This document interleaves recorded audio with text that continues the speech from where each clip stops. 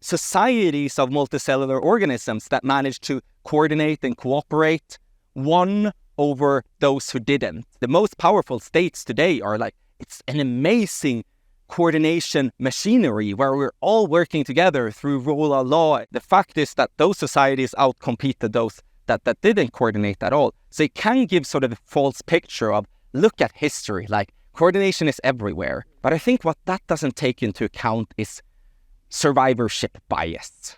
Welcome to the Win-Win podcast. As you can see, I'm in a little bit of a different setting than usual. No purple chairs.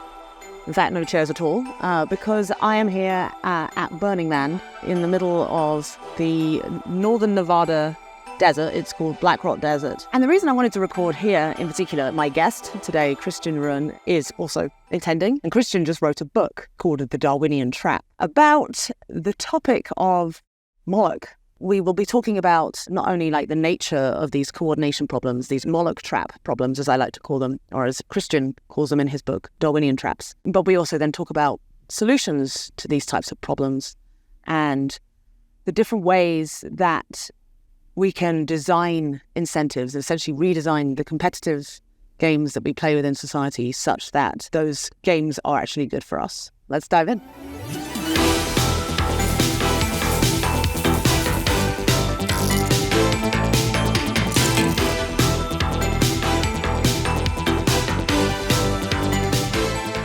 So, Kristian, why did you decide to write a book on the Darwinian Trap? So, first of all, Liv, thanks for having me. I'm such a big fan of your podcast. What made me write the book in the first place is basically everything that we hold dear, depends on us surviving for the next couple of decades.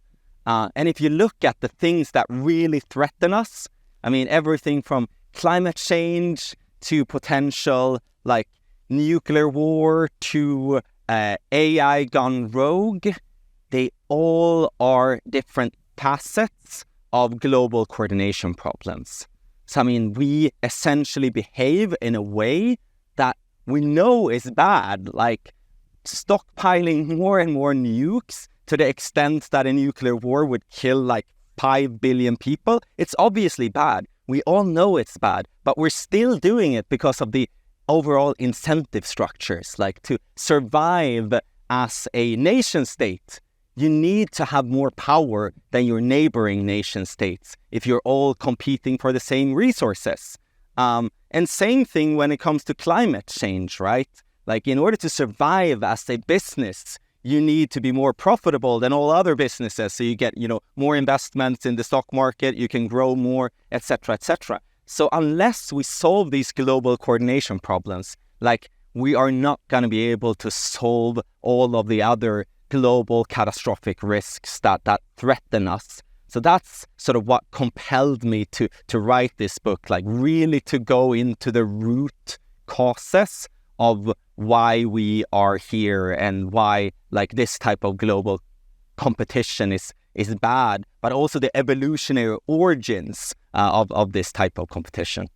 I think what would be interesting to define for people is why is it a problem of coordination in the first place? Because I think a lot of things people say is well, if we could just all coordinate, then we would solve all our problems, right? So why is it hard to coordinate? Yeah, so I think the best explanation of what is hard to coordinate is if you look at various examples from game theory. So there's this very traditional example called the tragedy of the commons. And that sort of explains why we're all trapped in these arms races. So the tragedy of the commons, how it's sort of usually formulated is let's imagine that you have some sort of commons. It might be, a fishery. So imagine a fishing village with a bunch of fishermen, and you have a limited amount of fish.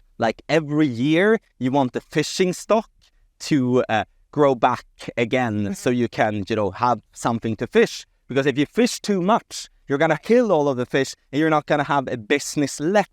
But what tends to happen, if you look at this from a game theoretical perspective, is that, one fisherman might think that, okay, if I just fish a little bit more, I will make a profit here, more profit than everyone else.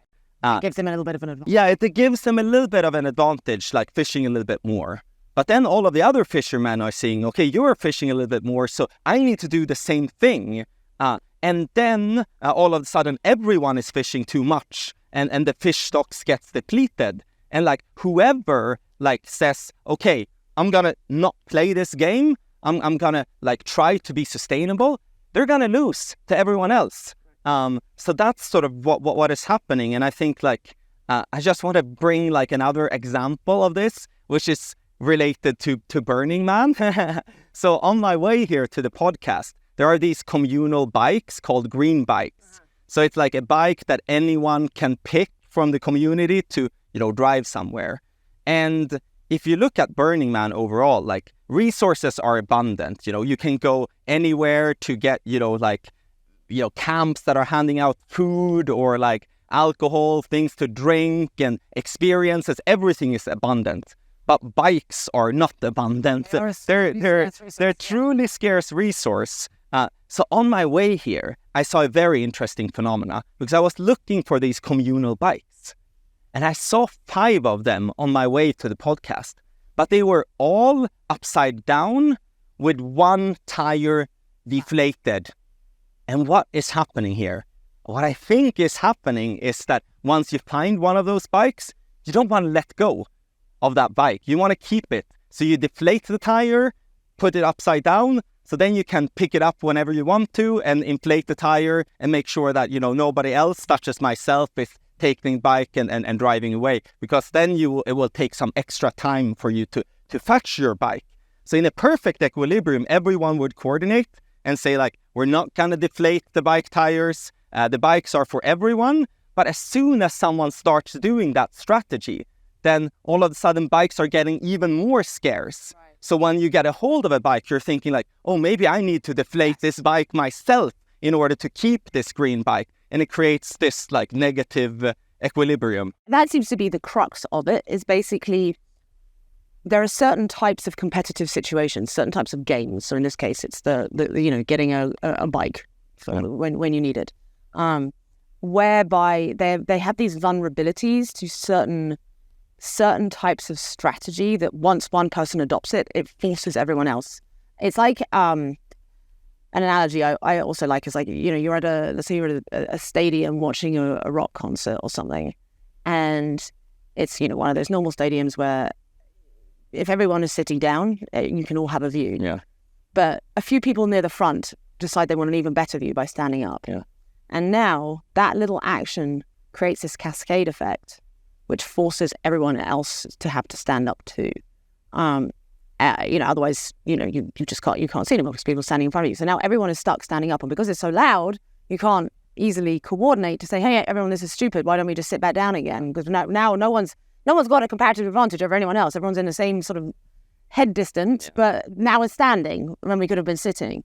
Certain situations are very vulnerable. It's like the equilibrium that they're in is, instead of it being like stable, where like the ball is at the bottom of a hill and it can't go anywhere, it's perched on top of a hill. Yeah. And any little nudge by just one new little strategy will force it to fall and leave everyone in a worse state. So that kind of brings to the question of like how, when there are so many of these different types of scenarios where it's just like, like a lot of civilization, it feels like is kind of perched. It feels unstable. Yeah. It works. It's awesome and it's evolving, but it doesn't feel robust to these situations. Like, say, with environmental degradation or whatever, especially like some new technology comes along that gives someone a new advantage that could be, that has sort of negative externalities. How do we design competitive situations where we can have competition, but it's not an unstable situation where it's going to fall down into a bad situation, into a bad outcome? I think there's various ways of doing this, right? And I think you're really getting to the crux of the problem here. Like, one strategy that we have done for the past, 200 years is very much a capitalist strategy, where these problems disappear if we just have an abundance of growth and resources, essentially. Mm-hmm. And I mean, the current capitalistic system has, lifted billions of people out from poverty. But I think that that's not going to be able to go on forever. Like, I think I think it's because we have essentially leveraged certain technological innovations. And then those technological innovations sort of have an S-curve where we can't scale them up anymore. So, I mean, we discovered like relativity, we discovered like Maxwell's equations, we managed to build like the internet, and we managed to build, electricity and fast travel and all of those things based on like fundamental scientific discoveries that led to a lot of growth. But I think that contract can't go on forever, because eventually you will sort of reach a point where it's actually really, really hard to innovate. And that's why we sort of have this phenomena of, okay, like the US and the Western world were first with these innovations. So we sort of saw double-digit growth for a long time, but then it's sort of panning out. And then, countries like China are catching up because these innovations are basically free for them to adapt, and then they achieve like, double-digit growth. But eventually, like, you reach the point where innovating is so incredibly hard, and then you get back to a position of scarcity. So I think we have the wrong analysis of the capitalistic system. I think like a common analysis is that, okay, this competition is great. That is the engine of growth. And I think that is true to some extent. But it also dismisses the fact that we've had like a lot of public spending in fundamental R&D, like the DARPANet and NASA, and the DARPANet was the predecessor of the internet, and like spending in universities for fundamental research that sort of unlocked capitalism to sort of leverage all of those innovations to its greatest extent.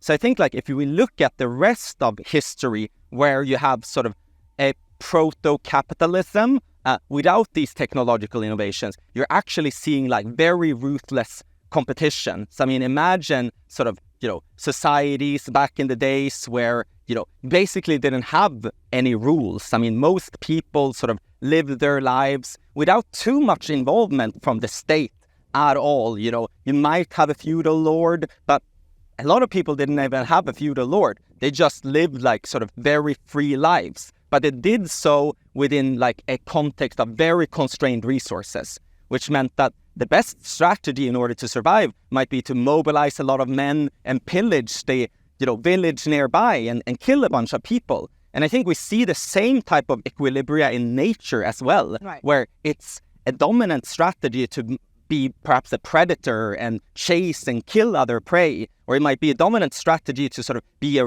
virus and replicate really quickly, or a parasite. So like the overall sum of just like natural selection, sort of unconstrained with limited resources, leads to like arguably like a world that is not worth living for most creatures. And I think we can see this in nature with like, antelopes and just like it's so much fear and suffering like out there. And I think we're really living in an era of exceptionalism because we have all of these technological innovations that we've been able to leverage. So I think capitalism is one model, but it's not sustainable in the long run. So I think what we need is other modes of cooperation where we are actually incentivized to be more altruistic. Right. Well, I think one of my main sort of critique of capitalism is that it is, by its nature, it's designed to reduce everything down to a singular metric, which is monetary value. Yeah. Dollar value, pound value, whatever currency you want to use. But it's a quantification of intrinsic worth. Yeah. And when you try and do that for things like a tree, let's say, a tree has different types of worth, yeah, right? It has its lumber price, yeah, which can be measured, that's a fairly easy thing to measure. You cut it down, you turn it into planks of wood that you can sell for a price on the market. That's the way that capitalism values a tree.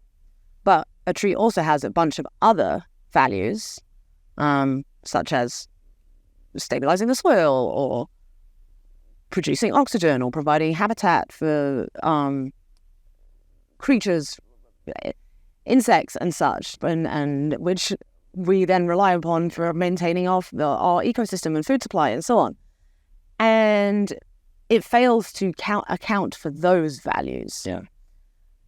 And I've not met anyone who is a capitalist who has had a decent answer to that. And I mean, I call myself a capitalist too. Yeah. I still think it's the best system we have. Yeah. I don't want to switch it out for anything else until we have a better solution. Exactly. But that is where I think the inherent problem lies. So really what it is, it's actually a problem of information. Yeah.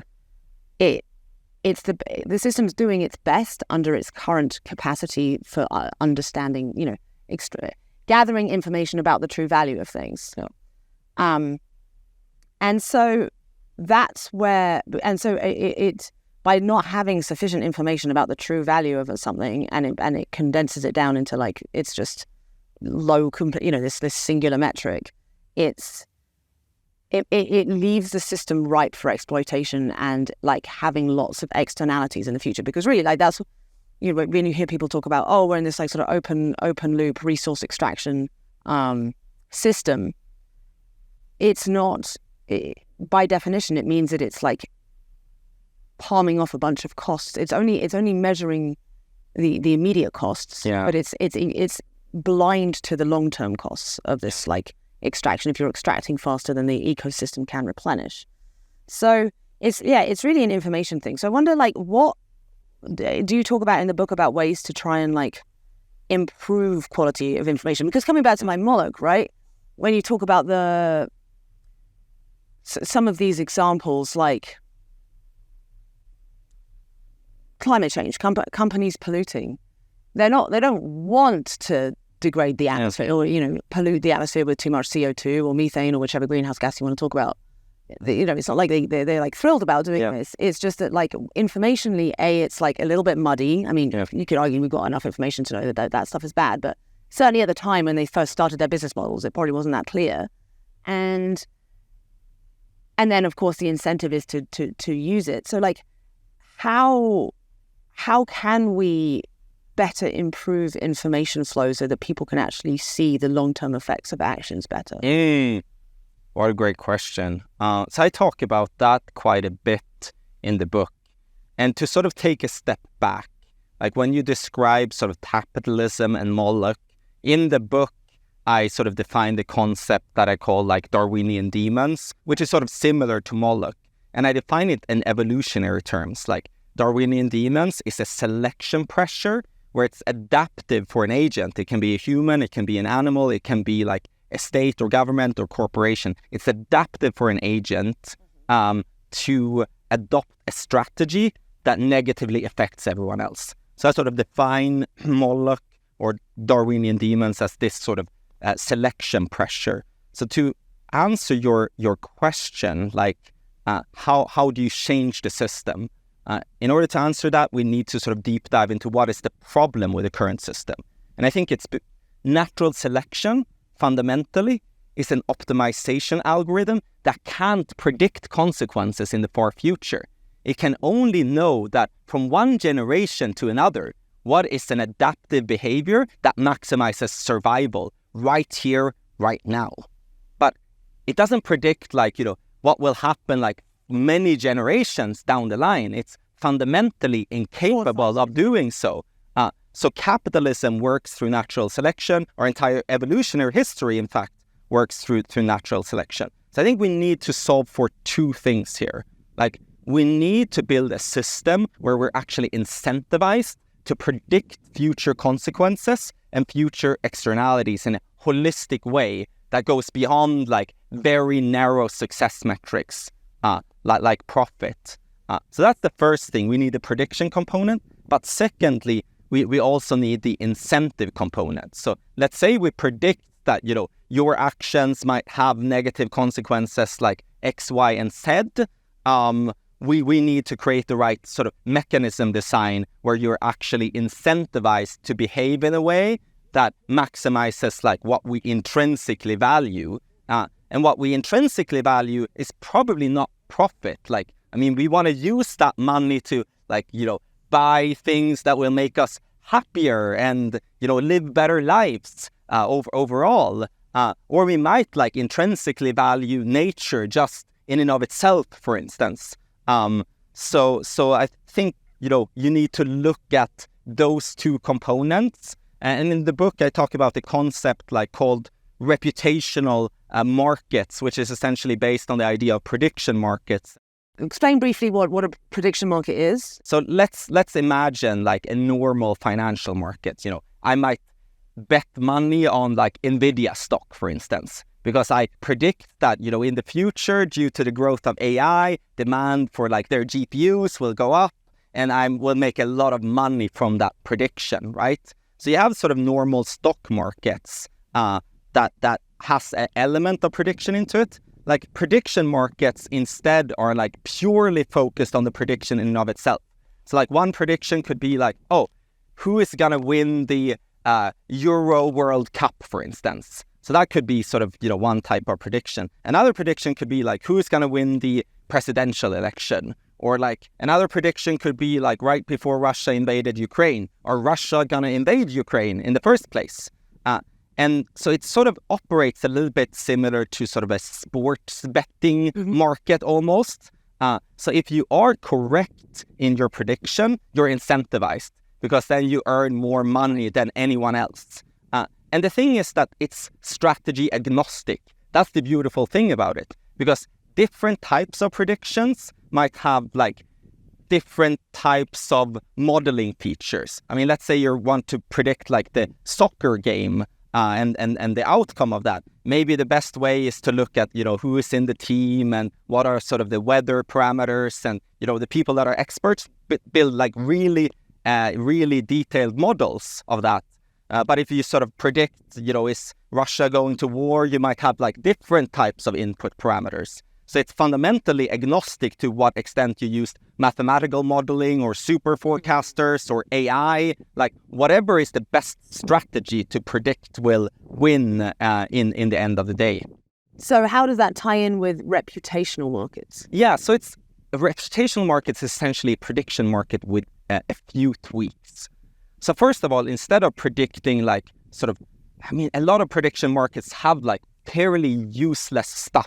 If you ask me, that a prediction market is essentially a reputational market is the first step of setting up a reputational market is to actually vote on what are our intrinsic values in the first place. So if I sort of register to this hypothetical reputational market, I will say like, okay, I actually value like happiness and well-being for myself. I value it for others. And I might have like a few sort of intrinsic values. Then the next step is to look at different entities in the world and say like, how do we think that they will affect the things that we intrinsically value related to a specific sort of outcome or metric? So it could be like, let's say I value nature, then I might be interested in, okay, will BP have another oil spill in 2025? Or let's say I value well-being overall and like AI existential risks. So then one bet might be like, okay, will OpenAI's GPT-5 enable like a major terrorism attack in 2025? Because with these like AI models, it has been shown that you can sort of use and jailbreak them to give instructions on how to produce like bombs and bioweapons and all sorts of things. So then you sort of place all of those bets related to what we intrinsically value, and then you create like an overall score for any type of entity sort of, in real time. So that's sort of a reputational score for that entity. That's interesting. So it is actually offering a way around this problem we talked about of like filling that gap in information around these like more nebulous values that the current monetary system struggles, or the current capitalist system struggles to actually evaluate and weigh appropriately.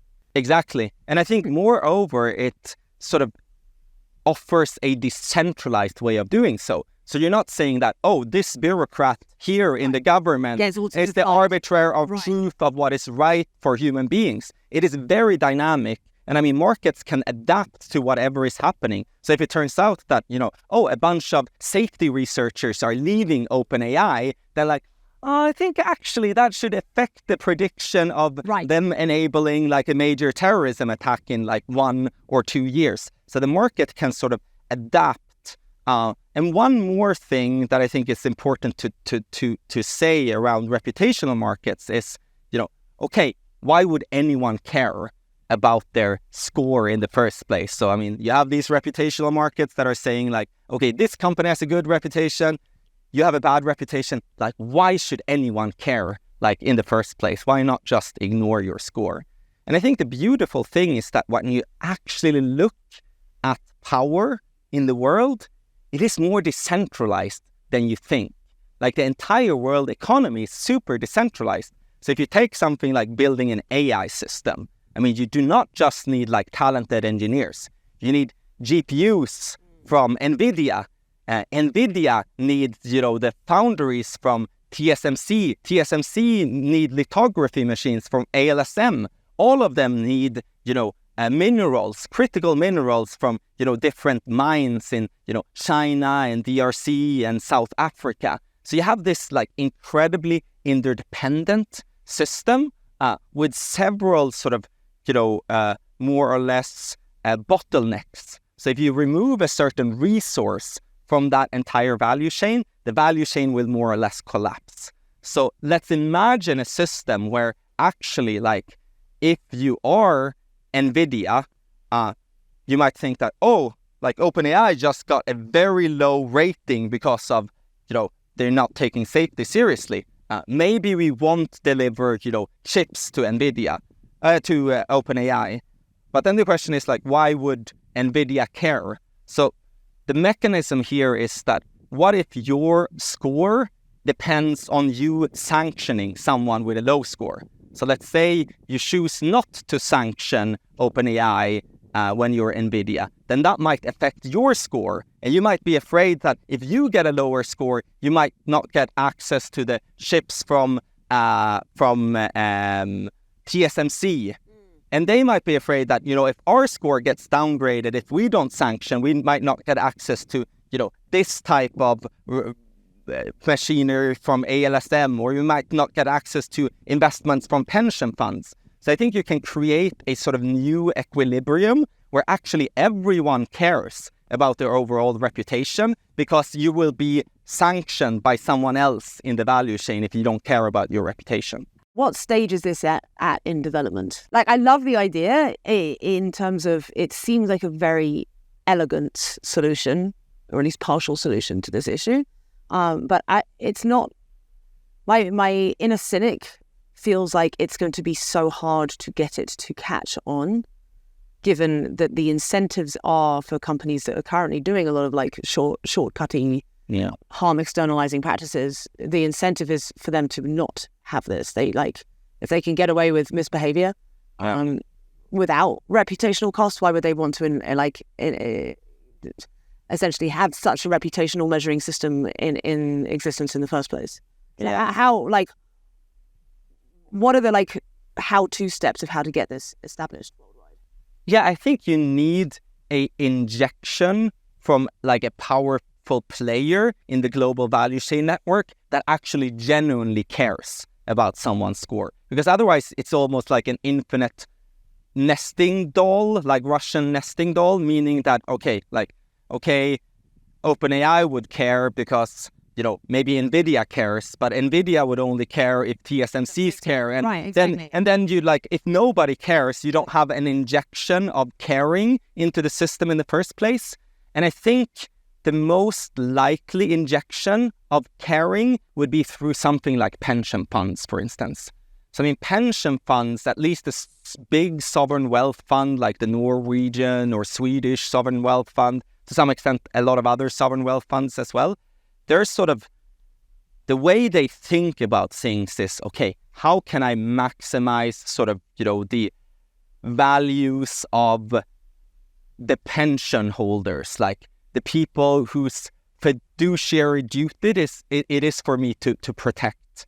And it's sort of interesting that if you look at the whole movement around ESG, so there exists sort of these ESG ratings in the world. Most of them are complete bullshit. Yeah. But the reason why they were created in the first place is that you had some pension funds that say, like the Norwegian oil fund, okay, we're going to care about these ratings.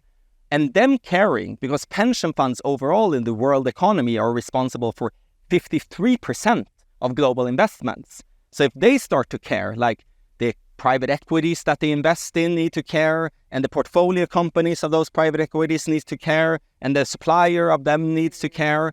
So you sort of see these network effects. And in fact, like with my company, like Normative, that I've been running for the past 10 years, we've been seeing those network effects of, okay, actually, like I need to care about my carbon emissions because my buyer care about the carbon emissions, and the investor care about the carbon emissions. So why are the ESG metrics bullshit?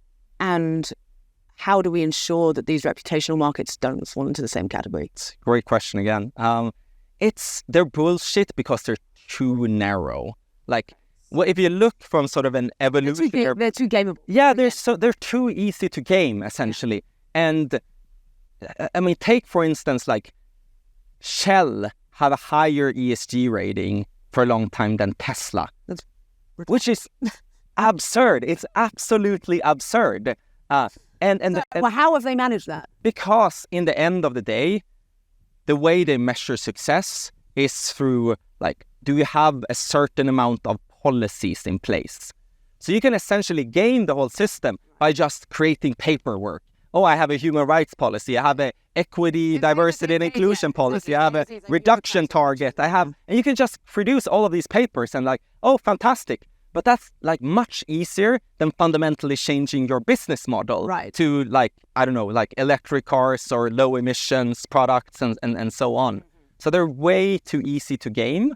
But then there is also like the incentives of the ESG rating agencies. Like they want to tell a story to like big investors and private equities and even pension funds. They want to tell a story where, oh, if you use our ratings, you're going to get a higher return of investment. So what they end up doing is that they're actually tweaking the parameters of the model to so that the rating that they have, select like the most profitable companies. Right, they're not actually optimizing, therefore, for environmental... Exactly. Or they're optimizing for making the people who select their thing money. Yeah, exactly. Again, is usually slightly at odds. Yeah, and again, like this is a problem of like one central entity, like being the sole sort of arbiter of truth of what is sustainable and not sustainable. And it doesn't matter if it's like a monopoly of private enterprises with, you know, ESG ratings, or a monopoly of, you know, the government saying that it's good or bad. Like, it's way easier to game than if you have a completely decentralized system where everyone has a say and where the market can instantly react and like have a proper debate of, you know, what is actually happening and what are we actually valuing here. So reputational markets is one possible solution to sort of essentially creating a new set of incentives. Yep. The long-term things that matter and not just optimized for the short term. What other possible solutions are there? I mean, other possible solutions like involve more centralized type of mechanisms. So for instance, I mean, we might reform the UN. Like the problem right now with the UN is that they can't enforce like global laws. Like it doesn't matter if Putin is like on the, you know, ICC wanted list or whatever, like in the International Criminal Court says like arrest him. Like there's nothing they can do because they have no global police to enforce laws. And the thing about centralized mechanisms that make it so hard is that it's against the incentives of like a nation state to give up their power in the first place. But there are, however, some exceptions. And I think the European Union is like an excellent exception, because with the European Union, like 14% of nation states have willingly given up their sovereignty.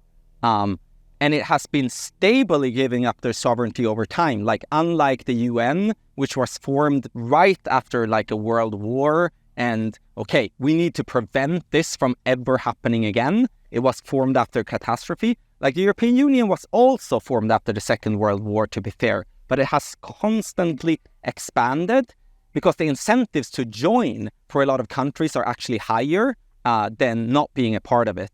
And the key here is the free market.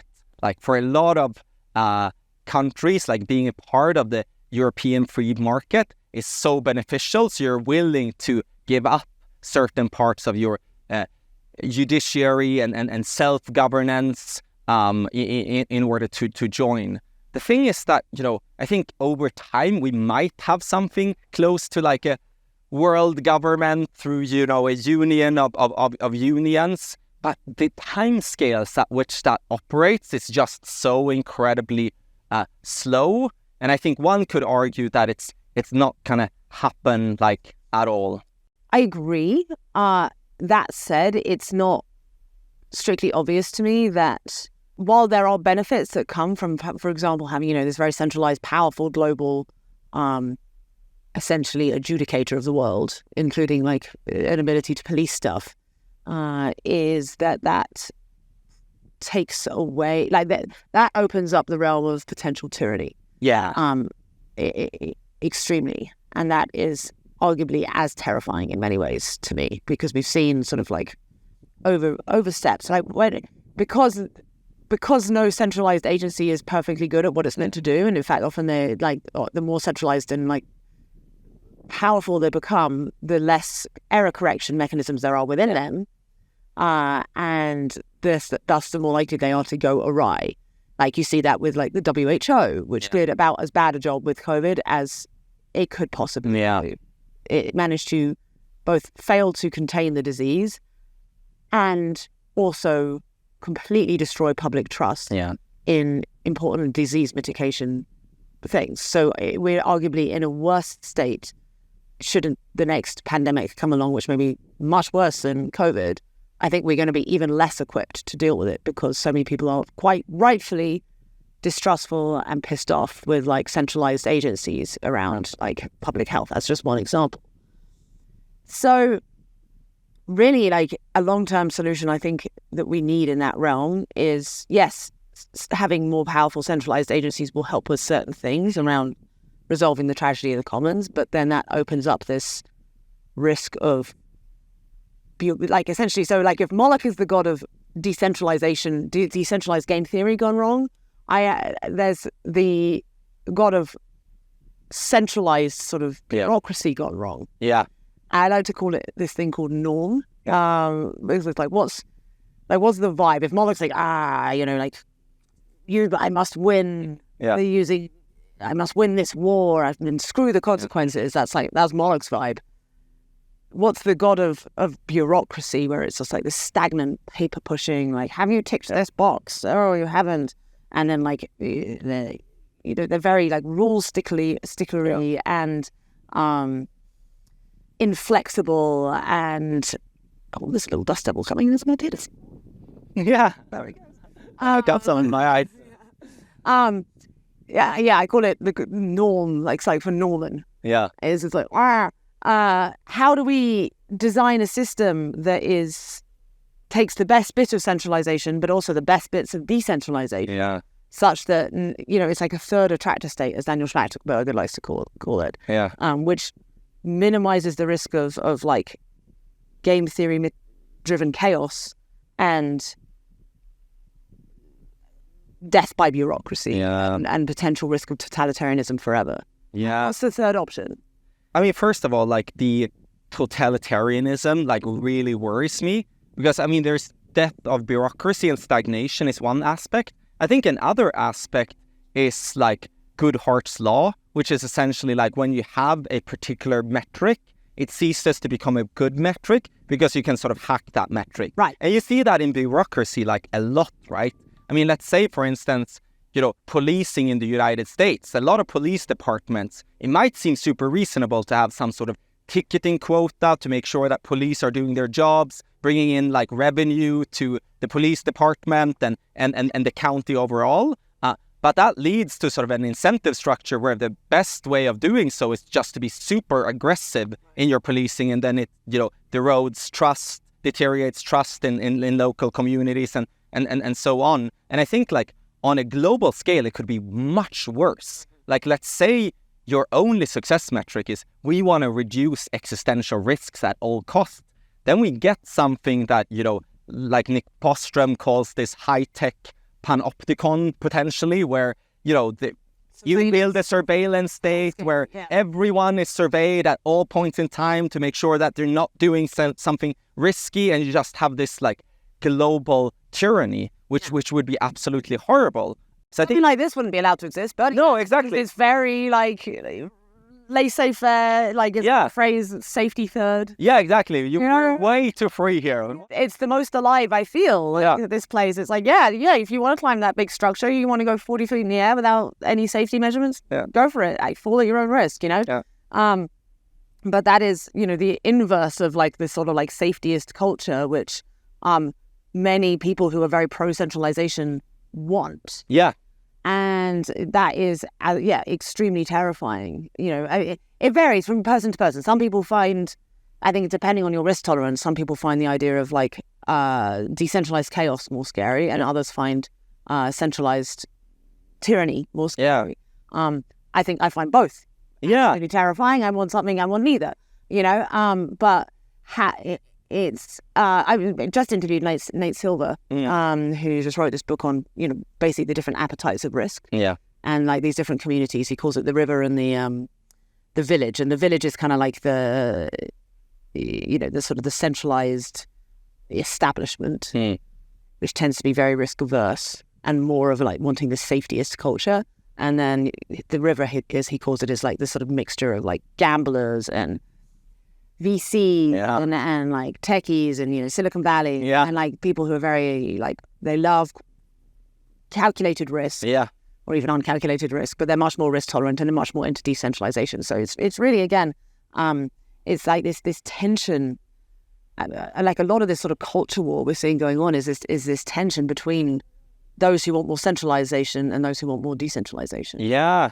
So it's like, what is the win-win answer where both sets, because both have are right about some things and are wise about some things. So how do we find a win-win between both? Yeah, I completely agree, first of all. And I think like another sort of two communities that are fighting mostly online, but I think that fight will have like real ramifications in the next decade or so, is like the effective accelerationists that are very much sort of, the VC community, Mark Andreessen. Like, I mean, look at, like, if we just have bureaucracy and centralization, look at what innovations it will prevent us from creating. I mean, we might not, like, use AI to cure cancer or, like, go out and colonize the galaxy or do, like, amazing things.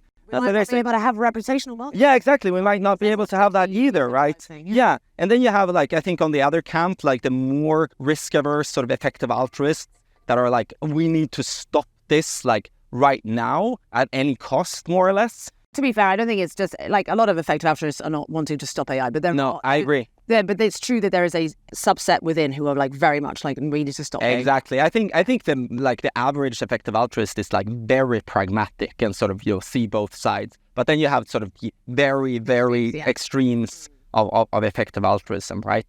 And I think you need to just be pragmatic about it. Like, centralized mechanisms are better for some things. Decentralized mechanisms are better for other things. And I mean, if you look at sort of the global like economy and nation states, the states that perform the best is the ones that have sort of a mixed economy. And you have a very pragmatic approach of where do we need centralization? I mean, we might need it for healthcare and basic infrastructure and R&D. Like, where do we not need it? I mean, we don't need it in terms of like 5-year plans like the Soviet Union, because then it stifles like innovation and just creates, perverse incentives through Goodhart's law.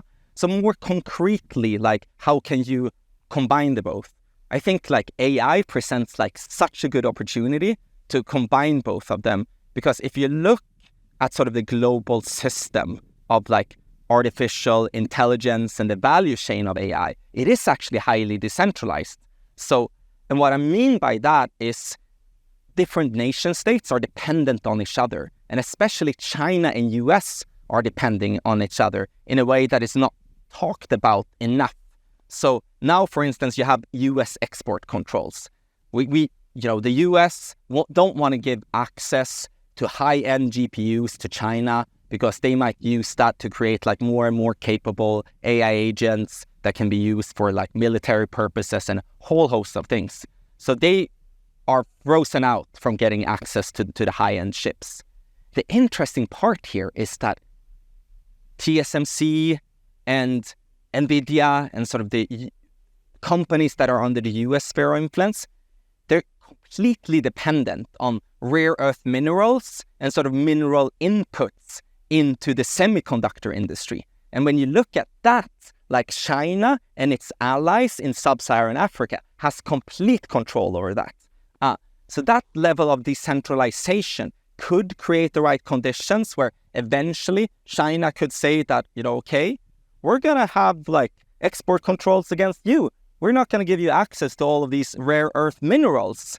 And there might be a trade war for a while. And then both of them might realize that, actually we need each other to create sort of, AGI. And we might do so through some sort of, these somewhat decentralized multinational AGI consortium where we sort of agree on, okay, let's build like an AI together because clearly we need each other throughout the value chain and supply chain. It might be a little bit of sort of an optimistic and picture, and there might be flaws to that argument. It sounds nice, but like that seems like an unlikely outcome. Even if it were true that they do actually need each other, it feels like the incentives to defect are still so strong. Like, how would such a situation be immune to the same Moloch problems?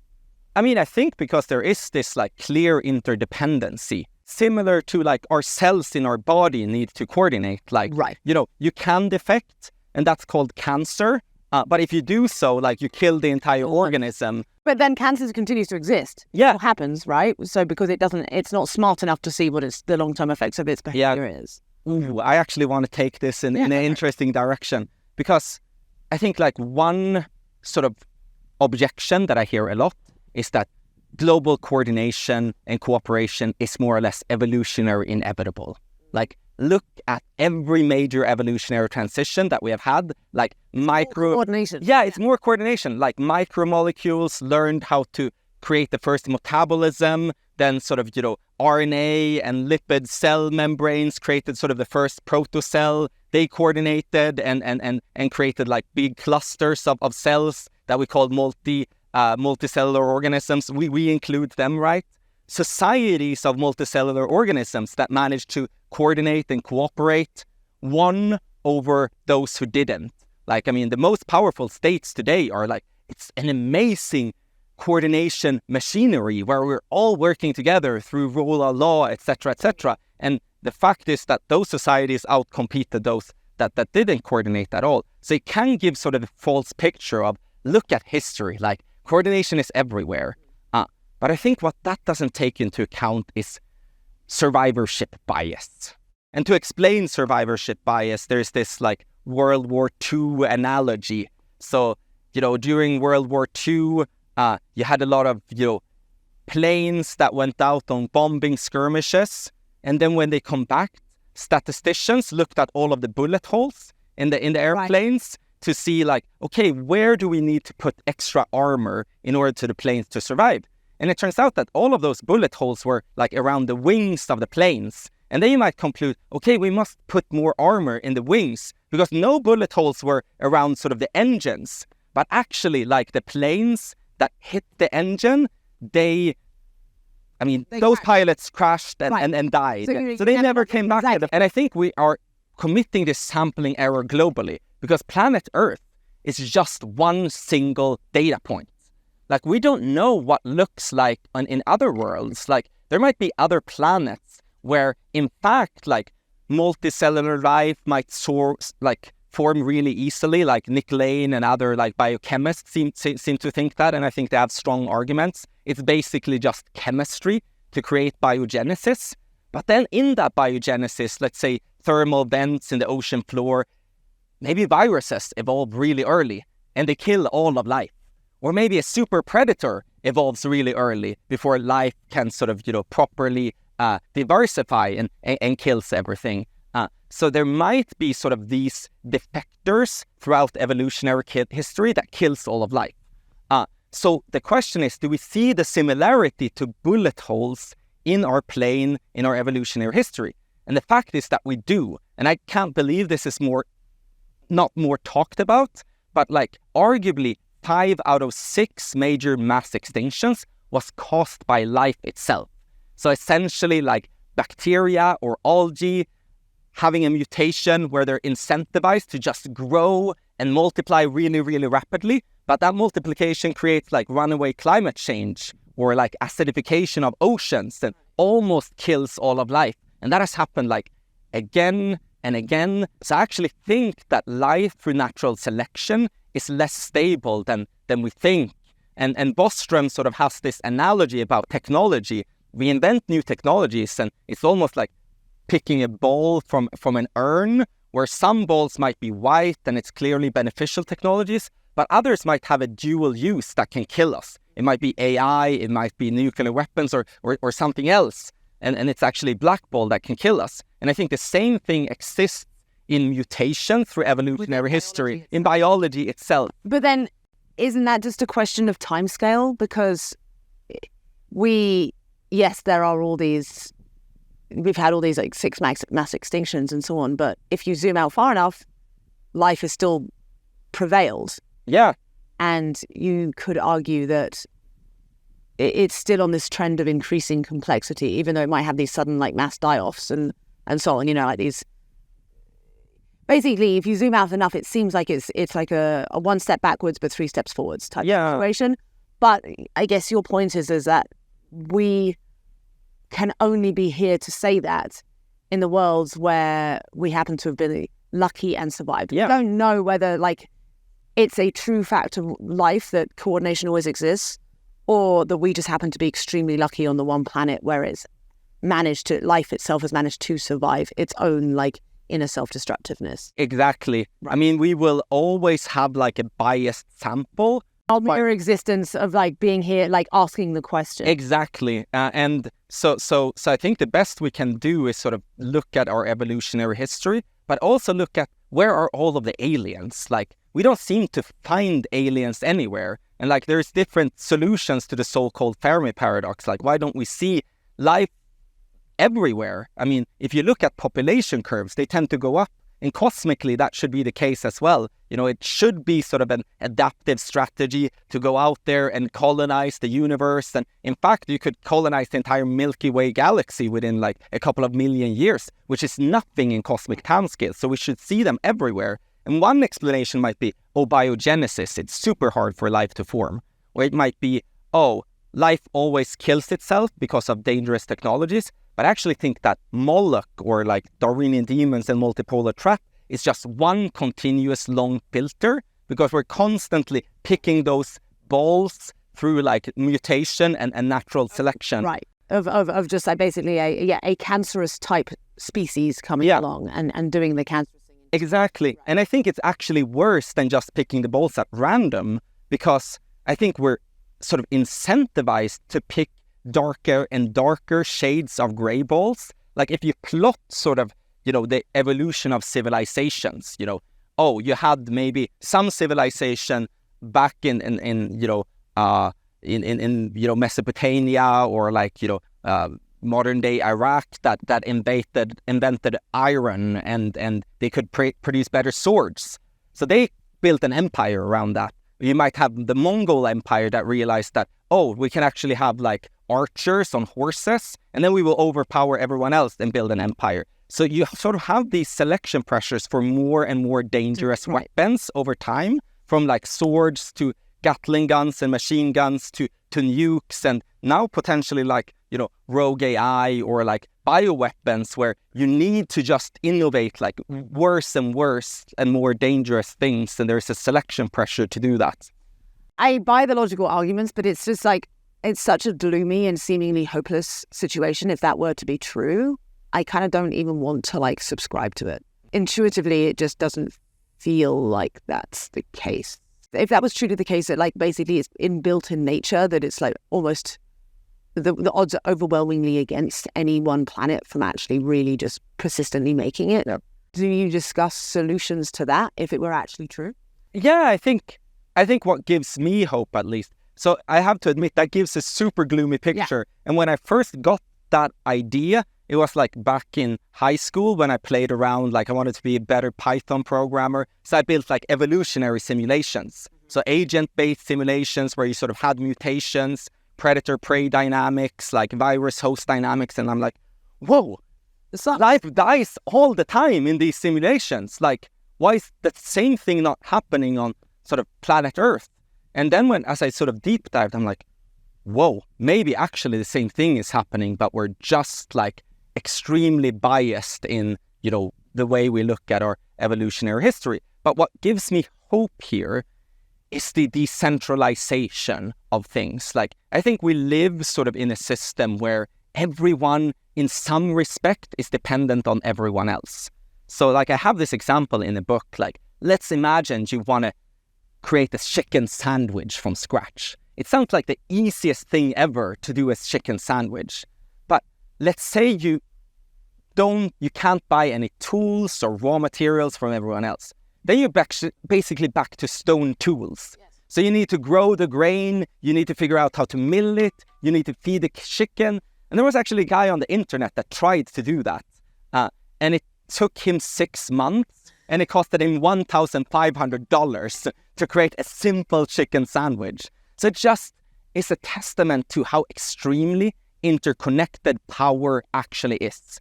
So it seems like power is not interconnected, but that's because we don't have this global view of what everyone else is doing. But I think something like like reputational market could offer that global view, where actually that if you deliver a certain component to someone, the reputation of that person, or the reputation of the next company in the supply chain, and so on and so forth. So I think that interconnectivity gives me a great deal of hope. What can people watching do to either find out more about reputational markets or to help build them and design them? So first of all, you can pre-order the Darwinian Trap on Amazon and read the book. But then secondly, I think we need to spread awareness. I think there is this narrative where everything wrong in the world is due to a couple of bad apples. Like, okay, social media created a bunch of fake news and everything is Mark Zuckerberg's fault. But the fact of the matter is that if Facebook didn't invent the feed and sort of the pay-per-click model in a social media feed, maybe MySpace or someone else would have done it, and they would have been the winner. So it's not like we need to stop blame individuals. So like, don't hate the player, hate the game, as a famous, hip-hop artist. I like to change it to don't hate the players, change the game. Yes. Oh yeah, I love that even more. Yeah. We need to all change. We need to recognize that there is a game here, and we need to go away from scapegoating individuals and think about what system of incentives are creating this in the first place. So you need to vote for politicians that are not connected to this sort of simple narrative of you are good and you are evil. So I think that's one thing that, everyone can do. But then you might be in a position of power. You might be, running a pension fund, for instance. Then you might have a great deal of power in terms of who you invest in or who you not invest in. You might run an enterprise. You might have power of your suppliers or employees and everyone you're connected to. As a politician, you might even have a greater deal of power. So I think everyone has a little bit of power. But I think the first thing we need to do is that we need to make sort of this concept of, Moloch, multipolar trap, or whatever we call it. And probably we need to coordinate everyone who's talking about it and sort of, use the same name. I actually feel as a side note, it's a little bit of a coordination failure on my part, calling it Darwinian demons, because when I wrote the book, there were not so many people talking about Moloch. And then your TED talk came out, which is brilliant, by the way. And I feel there's been a lot of more sort of, popularization around that as a concept. But we need to sort of spread that concept to make people realize that, this is actually the generator function behind a lot of the problems that we're seeing. Are there any specific resources that people can go to now? Is there a particular group already developing these reputational markets through prediction markets? Is there a website people can go to? No, not at the moment. But my hope is by sort of presenting this idea, and I've talked to a bunch of people who are sort of interested in developing the idea further. Wonder if you should make a subreddit or something. Oh yeah, I think that would be super cool. You should maybe just make a subreddit of r/reputational markets. You should just make that. Yeah, I love that idea. Anyone listening, Kristian's going to make it. Go join. Yes. I'll join it too. Yeah. And then like let dialogue start, and then maybe over time it can become a Discord server or whatever. But like I think that's talk about decentralized solutions. Yeah. That's a decentralized way of like, because as you say, it needs a kind of hive mind. It needs a community to help make it, and then it would be a form of a hive mind. So just to finish up, last question: why Burning Man? Why are you here in the first place? What is it that is so special about it? Because to me, it is a perfect example of a decentralized system. It's got the tiniest amount of centralized organization in terms of like the organization lays out marks out the streets. They provide a few porta potties, and like there's a little bit of, it's like there's a medical center and such if you need it, but otherwise it's like, there you go, there's the infrastructure. Now you people come in, and there's a few basic principles, like, I don't have to say rules, but it's like, don't drop trash, be inclusive, and don't build something that's only for a certain like special group of people. Let anyone be able to access and enjoy whatever you build, and and radical self-expression.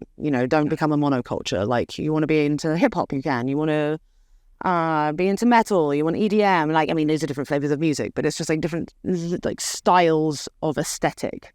And yet, just through these basic 10 principles and this basic little bit of infrastructure, this like very decentralized thing does its thing, and so much cool stuff emerges. Like, I've never seen something where I call it like the high density of what the fucks per second. Yeah. I'm like, what the fuck? Yeah. There's like a guy wearing, like, there's a T-Rex walking party. There's a dog pushing a lawnmower. Yeah. Like, it's just endless moments of surprise. Yeah. It's so fun. So why is it, what does it mean to you? Why is it a win-winny thing? Yeah. So I've been a burner for the past 12 years. It has had such a great influence on my life. And I think what it really highlights is that humans are pro-social creatures. We want to be loved, and we want to love one another, and we want to do cool stuff for each other. So in the ideal of circumstances, we just want to do good. And I think, but I also think there's failure modes where Burning Man is sort of glorified. And what I mean by that is, this situation is so unique. You have people that are organizing camps for a year. As soon as they leave Burning Man, they think about, how do I build the next thing? So there's so much resources. There's an abundance of resources pulled into this week. So you essentially have so much resources that there is zero competition for resources, with the exception of the bikes that I mentioned earlier, where you sort of have the clear coordination failure. So I think what it shows that in the ideal of circumstances where we have sort of resource abundance, we tend to cooperate. And I think Burning Man sort of ties down to this sort of old debate between Hobbes and Rousseau. I mean, Rousseau sort of argued that, the natural state of humans is that, we just sort of want to be in a tribe and we want to be pro-social. And Hobbes argued that, actually the natural state is that we'll sort of kill one another. And that debate was renewed recently with Steven Pinker releasing Better Angels of Our Nature, essentially arguing that, our nature is actually not that good. I mean, we have a lot of, suffering and, really horrible punishments and wars and, people clubbing each other down on the street in the past. And then someone like Noam Chomsky sort of defending Rousseau and saying actually anarchy is good. We are all pro-social. But I think both are right at the same time. And it all depends on the resource constraints of the system itself. I think Rousseau is 100% right. If we have resource abundance, which I think to some extent we had pre-agriculture with smaller societies where we could all live off the jungle and the land without any problem, without rapid population growth. But with the advent of civilization, we went more into sort of the Hobbesian or Pinker world, if you will. So I think Burning Man is just a testament of us humans are multifaceted, and it all depends on the incentive structures of where humans are embedded at any point in time. Awesome. Thank you so much. Thank you. This was great.